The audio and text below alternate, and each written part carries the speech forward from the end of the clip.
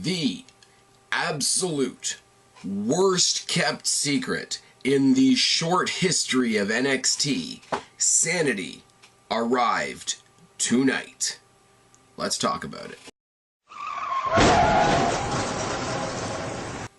What's going on, everybody? It's your buddy, it's your pal Spaz Phoenix, the YWC Reality Check, here with a very exciting October 12th NXT review. Now, we saw the brackets, we know the Dusty Rhodes Classic rolls on tonight, and we know that Glorious 10 is going to face the debuting SAnitY tonight, with all the post-apocalyptic, very vague, not giving us anything video packages. And yes, I read the spoilers, and this is one of the few things about NXT, the fact that it's pre-taped and there are spoilers. I would have loved for this to be a surprise. It was all over Facebook, it was all over Twitter. I do spoilers occasionally. When they did, I was a little deflated on NXT, I'm not gonna lie. When all the people that we wanted to see move up, obviously Finn Balor, Alexa Bliss, you know, the list goes on and on and on and on. You know, you got the four horsewomen are already up there, Bayley's finally up there. We went through a bit of a lull where NXT didn't have very much for me to offer, so I went through a time where I was doing, hate to say it, but I'm going to check the spoilers, see what's on tap. Like, not necessarily to see the results, but to see what's on tap for the evening, see if it's worth talking about. Then I stumbled on this a couple weeks ago, and every video I've done, every NXT review I've done, when I did my my preview bracketology for the Dusty Classic, I said, I know what SAnitY is, but I'm not going to talk about it for those of you that don't know the spoilers. Big mistake on my part. I will admit that flat out. Doesn't mean it's any less awesome, but I really would have loved...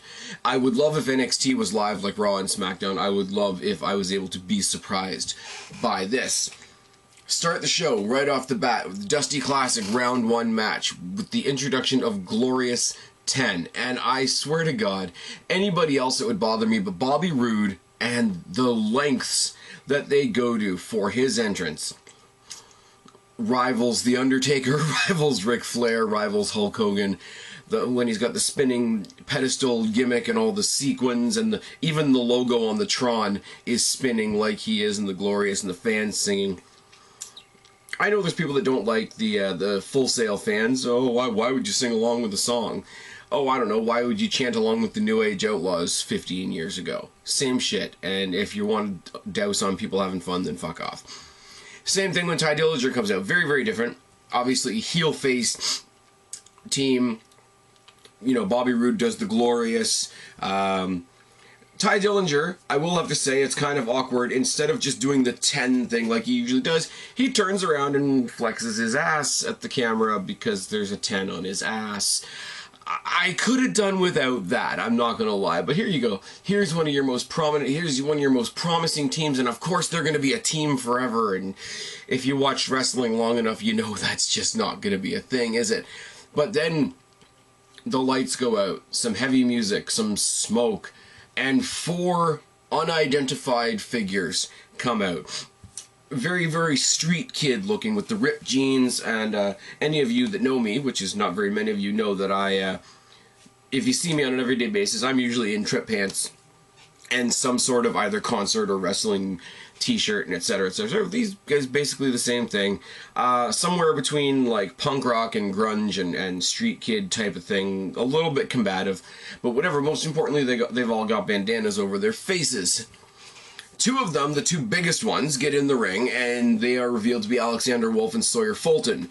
2 guys, not gonna lie, that I didn't give a shit about before, individually, because I didn't know anything about them, I didn't have a reason to care. But they double-team Dillinger, they choke him on the ropes, and in no short order, Bobby Roode bails like the heel that he is, showing that this tag team was about gonna last about as long as a fart in the wind. Wolf and Fulton do this finisher, this tag team finisher, that looks like they're fighting over which one of them is going to slam Tye Dillinger. It's kind of a vertical suplex into a slam from the other guy. I'm going to get their names mixed up. That's going to happen.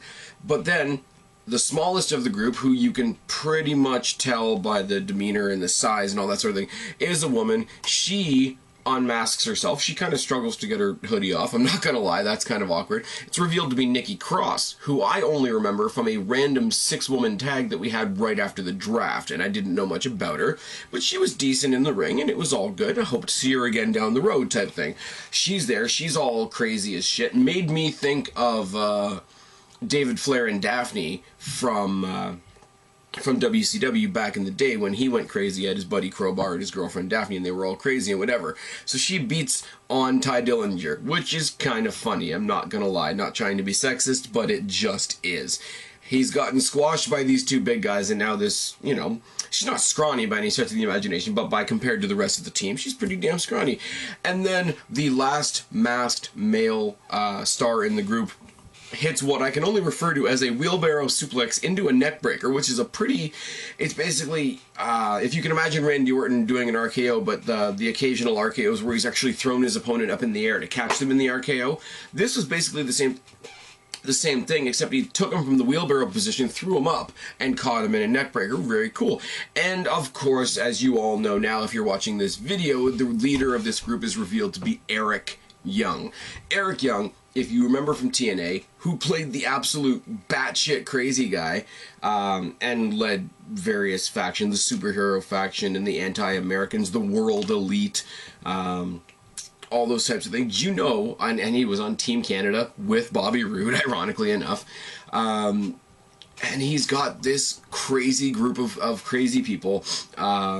Sawyer Fulton, Alexander Wolf, Nikki Cross, who I'm really looking forward to seeing more about now, and obviously we all know what Eric Young can do.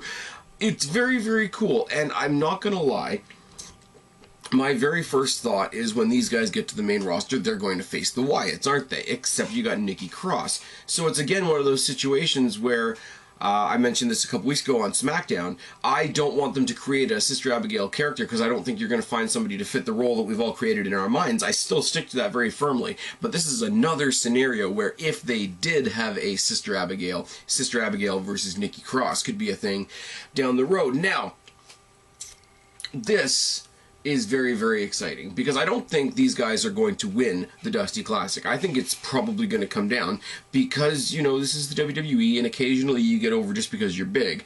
I could fully see the Dusty Classic final being the other two guys, Wolf and Fulton, versus the Authors of Pain, just in a fucking car crash type of match. And I think the Tag Team Championship match, the Revival versus probably Gargano and Ciampa, will be your technical wrestling tag team match. And so if you want to have another tag team match for the tournament, which is, you know, the quintessential two bulls colliding, you could have Wolf and Fulton versus the Authors of Pain. That could be cool. But this is going to be the next cool thing. NXT puts on a great show, but they always have that one cool thing going. It was Finn Balor. It was Kevin Owens. It was Samoa Joe. It was Shinsuke Nakamura. It was Asuka. It was... They're trying to do it with Hideo Itami, but apparently he's injured again. Right now, it's going to be SAnitY, which is great. And I'll tell you why. And this is why this segment, although it was a squash match pretty much, and not much of a match at all because Bobby Roode went away, keep in mind, Survivor Series weekend is in Canada. We all know how the WWE likes to treat Canadians in Canada on Survivor Series weekend. And so far as Canadians go on the main roster, you got Zayn, Owens, Jericho, obviously. But in this scenario alone, you've got Eric Young with this massive new faction behind him, and what's probably going to break down to being a one-on-one match between Bobby Roode and Ty Dillinger. Now, I know. People want Bobby Roode to be in the title picture right now. Well, You can't have that because of what we're going to talk about later tonight, Joe Nakamura. But I will say, because TakeOver's taking place in Toronto, it's the first TakeOver, it's the first NXT show, really, to take place in Canada. Little side note, I bought tickets to a house show that was supposed to happen a week ago.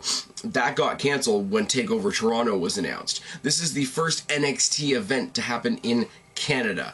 You're going to have Bobby Roode, who's going to probably refer to himself as the Pride of Canada by the time we get to there, versus Ty Dillinger, this babyface that everybody loves, that has all the momentum behind him, has got the 10 gimmick and all that sort of thing, and he just got ripped out of his chest the opportunity to show his appreciation for Dusty Rhodes. I don't know about you, Bobby Roode can wait to get a title shot.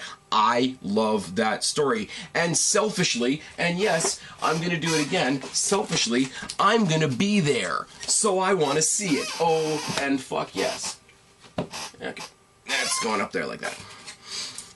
But this is fucking great. Eric Young's going to take on somebody, and Bobby Roode is probably going to take on Ty Dillinger. It's going to be a great night for the Canadians at TakeOver Toronto if they do this properly. This is great. I love this, and I do hope year or so down the line, when these guys go to the main roster, they do have either the Shield or the Club or the Wyatt family to go after.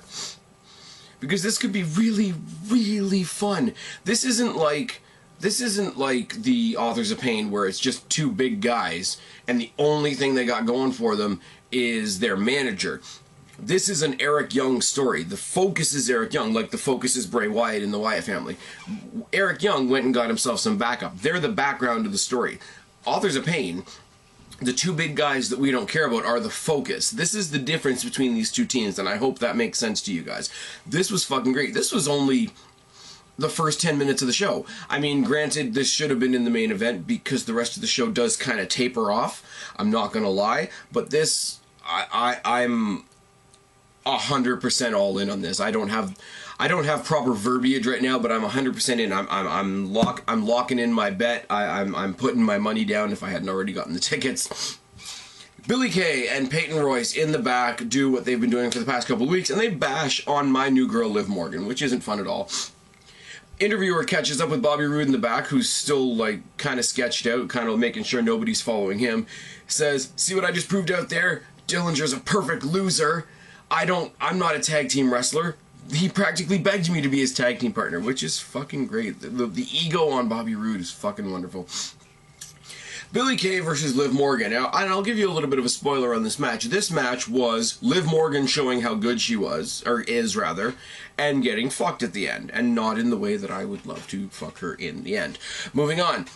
Waistlock and a corner spear by Morgan, and a headlock fireman carry takeover by Kay, and a clothesline and a dropkick by Morgan. Test of strength, gutbuster by Kay, and a mounted punch. Straight jacket torture rack by Kay. Looks nice, and she puts her in a straight jacket, turns the straight jacket into a torture rack, and drops her from the torture rack into a snake eyes. That is a legitimately awesome looking sequence. When she debuted on SmackDown, they should have left her there. Although I love the whole I've been on SmackDown, now I'm the hottest shit in NXT. But she'll get destroyed by Asuka at some point, so that's beyond the point. Beautiful STO by Morgan. Forearms, a clothesline, and a dropkick, but Royce trips Morgan from the outside, and a quick boot by Billie Kay gets the stolen victory. There now, these two are Billie Kay and what the fuck's her name? Just lost it. Just slipped right out of my head. Peyton Royce and Billie Kay are the Australian pair, like they were friends and da-da-da-da. And one of them, when Emma was still in NXT, one of them had a match with Emma at one point where they realized that back in Australia they all knew each other. Now if they come up to the main roster and back up Emma in some sort of Australian women's faction, that would be awesome. But that's a little bit too much for me to ask for, isn't it? Liv Morgan, although I do like her, she needs some time to marinate in NXT, and I'm cool, I'm good to wait. They replay Andrade Cien Almas turning on Cedric last week and cutting a very lackluster "I'm a brand new heel" promo in the back, mostly not in English, and with much more severity than you would expect from somebody we care about as much as we care about Andrade Cien Almas. Yes. I don't know. I really don't know. See, Andrade Cien Almas makes me think of Austin Aries. Austin Aries, who's supposed to go to TakeOver Toronto and take on Hideo Itami, who's apparently injured. Again. But soon, because I got WWE 2K17, and I'm putting some shit together, Hideo Itami and Shinsuke Nakamura are already my NXT Tag Team Champions. Oh yes, with Asuka in their corner. Oh, and fuck yes. TM61 versus Tino Sabatelli and Riddick Moss. Now, what can I tell you about this match? This match was long, and this match was adequate. It is probably the best way I could put it. This match was very, very okay. Nothing wrong with the wrestling in the ring. Don't get me wrong. I've told you guys what I think of TM61 before. They're there, they're impressive, but I don't know who they are. They've got their area code printed on their asses. And Sabatelli and Riddick Moss, other than cutting a very, very generic, we're here tonight and we're cocky bad guys, so here's some video footage of us working out in the gym. I tried. Although I have my opinions against TM61 and where they're lacking, and I don't know the other two, I really tried. I will be perfectly honest with you guys, I couldn't get into this match. I really, really couldn't. But we'll go through anyway. Moss and Miller start with a collar and elbow tie-up. Miller works the arm with a side headlock and a tackle by Moss. Chops and a drop toe hold by Miller and a senton by Thorne. Double team strikes in the corner by TM61. A standing moonsault fist drop combination by TM61. Drop kick by Thorne and a suicide dive to the outside, but he eats the guardrail. And that, I don't know whether that was a botch or not, to be perfectly honest with you. Snap suplex by Tino. Forearms and back elbow by Moss. One punch knockdown by Moss and a key lock by Tino. Mudhole stomp by Tino and Moss, uppercut by Thorne and a jawbreaker, rolling forearms by Miller, a stalling vertical suplex, Thunder Valley, which is their weird double fall down choke slam thing, gets the obvious win for TM61. TM61 is an established NXT team, even though they haven't really established much of an identity with me as a viewer. I will say, and I will give them credit where it's due, they are impressive in the ring, and they have established themselves a following before NXT and within NXT. So them going against a thrown together team of two people that we really don't know unless you live in the Florida area, this was never in any doubt, was it? Really, and I'm not saying that to be sarcastic, but there are teams in here, and I mentioned it in my bracketology, go back and check it out if you wish. There are some teams here that were just thrown together to lose to make the winning teams have more wins under their belt as we go to the main prize. I hope that you don't think that I'm being disrespectful when I say that, but everybody's there to serve their purpose at the end of the day. It's like the Royal Rumble. 29 other guys are there to make one guy look good at the end of the day. Congrats to TM61. They get their win. They're moving forward. My prediction, like I say right now, is that SAnitY and the Authors of Pain are going to go forward. I don't know what they're going to do with the Hideo Itami Kota Ibushi team, seeing as Hideo Itami's apparently injured now. I don't know where that leaves Austin Aries and whoever his partner is, apparently Roderick Strong. The injury to Hideo Itami might throw a wrench in the entire tournament plan, and if that's the case, that really, really sucks for the writers of NXT. I don't know. I'm pretty sure Gargano, Ciampa, and Revival are gonna fuck each other out of being in the tournament, so the guys that have the titles and the guys that are going for the titles don't need to also be going for something else. Focus should be singular at the pay-per-view. That's just my opinion. And some two teams that are really just going to try and establish themselves now, like SAnitY, like the Authors of Pain, even though they're not my first choice, are really the teams that should be winning. Speaking of teams that I would never, ever, ever like to see again, NXT continues to think that we care about the rivalry, partnership, kiss and make up, partnership, destruction, breakup, divorce, awkward argument in Regal's office between Murphy and Blake. Because the main event, okay, it's not the main event because of what happens afterwards, I get it, but the main event match of the night is Murphy versus Blake. Murphy still has the Blake and Murphy music, and Blake, his music just sucks, and he comes out kind of in a trance, and it's very strange, and I don't like it at all, if I'm perfectly honest with you. Collar and elbow tie up, and a collar and elbow tie up again, and a headlock by Murphy. and a headlock takedown, and some very slow chain wrestling. They trade uppercuts, they trade punches. Murphy tosses Blake out of the ring. He does hit a suicide senton out of the ring. One impressive move does not a match make, especially when they both fall out on the outside, get their asses kicked by Joe, who jumps them, destroys them. The audience in the arena lets you know what they think of this match by chanting, "Thank you, Joe," with reckless abandon. He sort of takes a page out of Kevin Owens' book here, because he does the Uranagi like he does, you know, everybody knows. Somebody asked me a while ago what the Uranagi is. I think, I could be wrong on this one, but the Uranagi is basically that step over, almost looks like a rock bottom thing that Samoa Joe does.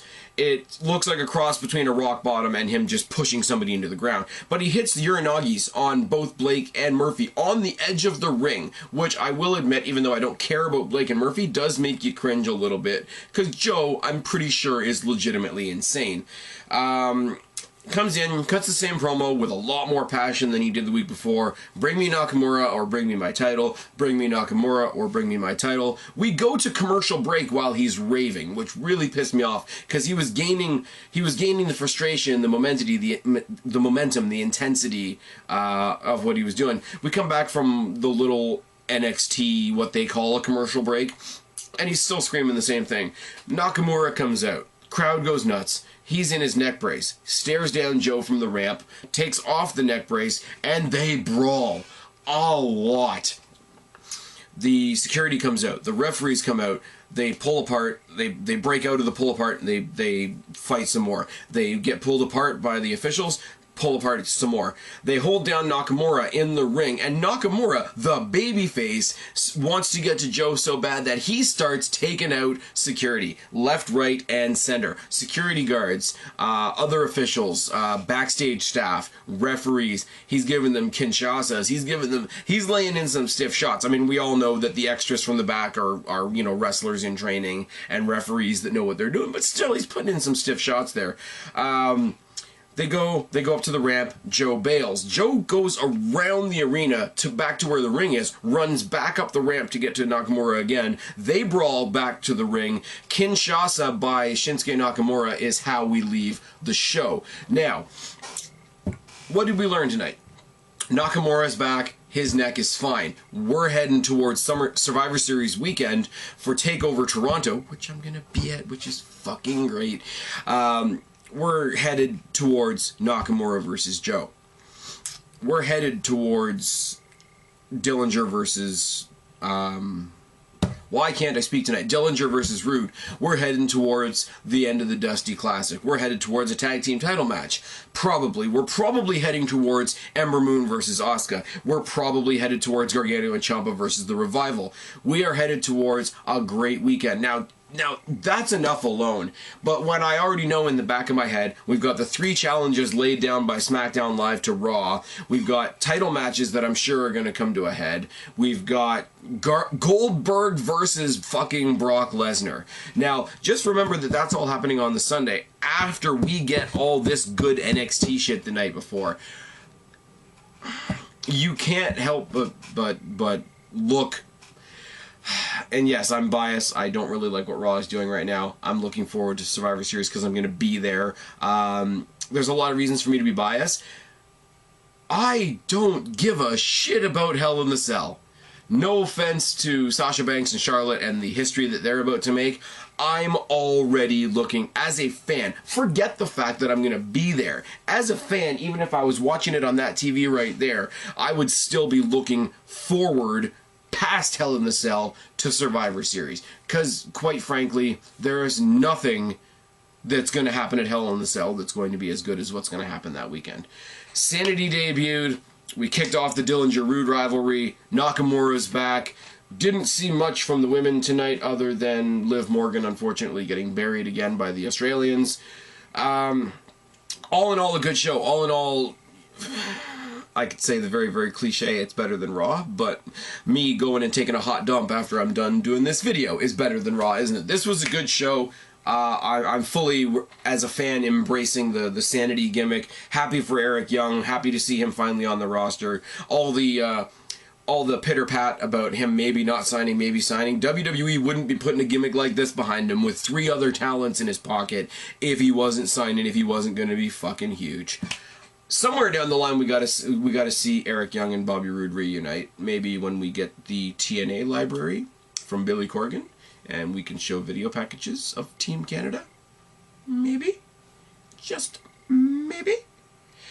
Anyways, I'm just pontificating at this point. I've been Spaz, your YWC Reality Check. Subscribe up there, talk down there, start a conversation, keep all these conversations going. Don't be a stranger. I'll talk to each and every last one of you later, but for right now, I'm tagging out. Bye, guys.